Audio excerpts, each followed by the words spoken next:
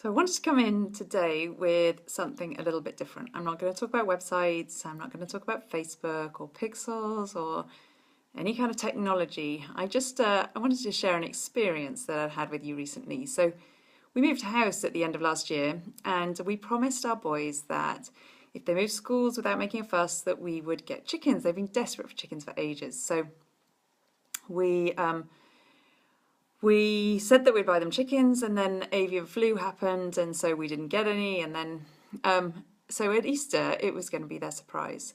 So we bought a whole load of poultry fencing, and we fenced off one end of the garden, and bought a little second-hand chicken coop, and with a little tunnel on it. And a friend said she had some bantams that needed rehoming. So we got these bantams, and she said to me at the time they'd never been handled. They were completely flighty, really, really free range.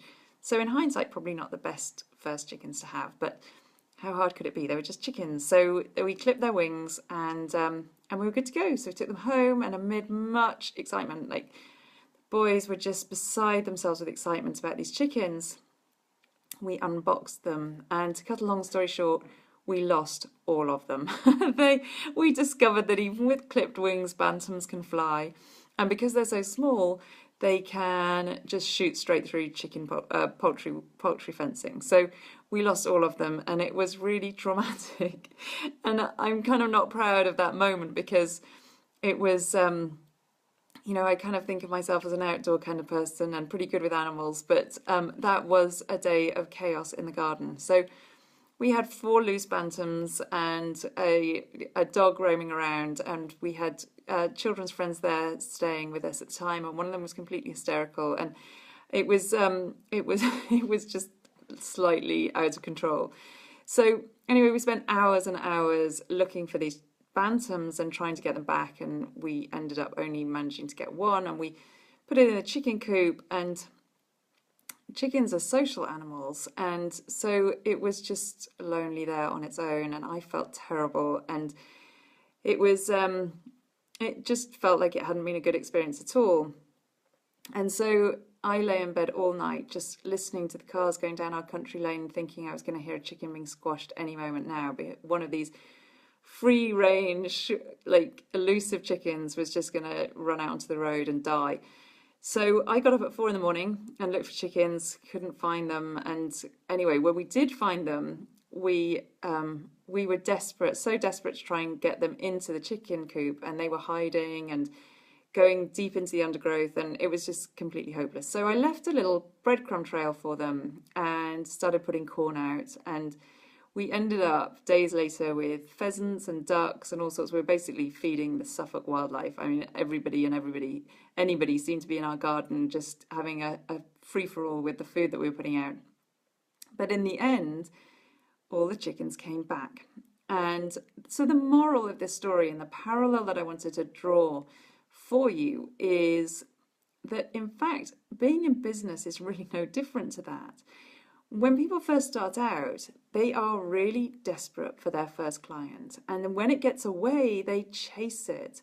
And even if there's somebody just sitting on the fence, maybe they're thinking about your product or signing up to a program or wanting to work with you with a service that you're offering, there can be a tendency for you to try to drive that sale in any way that you can. And that really equates to us trying to catch these bantams with a fishing net and running ragged around them and just having them run away. Whereas days later, when we laid out the breadcrumbs for them, they came back of their own accord. And working with prospects and clients is really, really similar to that. We need to be offering them value and not chasing them into a corner and underneath the bushes because they're so terrified by the techniques and methods that we're using in order to try to persuade them that our products and services are the right ones for them. So all I really wanted to kind of put over here is the fact that you need to be providing value. And loads of you have heard me talking about the dating scenario of, where you can't walk into a bar and expect the man of your dreams to just spot you for the first time and want to marry you. It just doesn't work that way. You have to sit down and have a drink, go for a meal, meet the parents, and then, that's when the magic may happen. And it's exactly the same with business, and it's exactly the same with catching chickens. Trying to chase after them with a fishing net is never going to work. You just need to lure them in. And I'm not saying that you lure in your clients through any devious means, but you lay breadcrumbs to try and encourage them to learn more about the products and services that you offer. And I guess I learned this the hard way when I was starting out 14 years ago. I was in marketing and I was moving more into web design. I discovered that really web design was where I wanted to be, but I needed to have a portfolio. And so I was just very, very fortunate that I had a really good network, and within the marketing contracts that I was working on, I was able to factor in website design alongside that. But there was a part of me that was really anxious to seal those web design contracts. And, if I look back, I can think that my urgency was probably, I don't think I ever portrayed that, but it could have been portrayed as off-putting. And I'm sure that there's a lot of people, I mean, you know what it's like. It's the door-to-door salesman that none of us want, because you know that they're only there for the sale and that they're not going to go away easily, and they're going to try and persuade you. And it's just not a technique that works well. And especially in the space that I'm working in, predominantly with therapists and coaches and consultants, the people that you are likely to be working with need to have an opportunity to know, like, and trust you first. And that's what we did with the chickens. We got them to understand that this was where the food was, and that they could trust us, that we weren't going to, corner them and skewer them and put them on the barbecue. We genuinely want them to be happy, and we now have really happy chickens. And so that is the moral that I just want you to take from that. Don't chase your clients too hard. You need to have patience, you need to lay a trail for them, and you need to develop trust and friendships and relationships with them before they're likely to take the next step with you. And so this is very much the approach that I'm taking at the moment. I've changed tack. I'm no longer building websites for clients.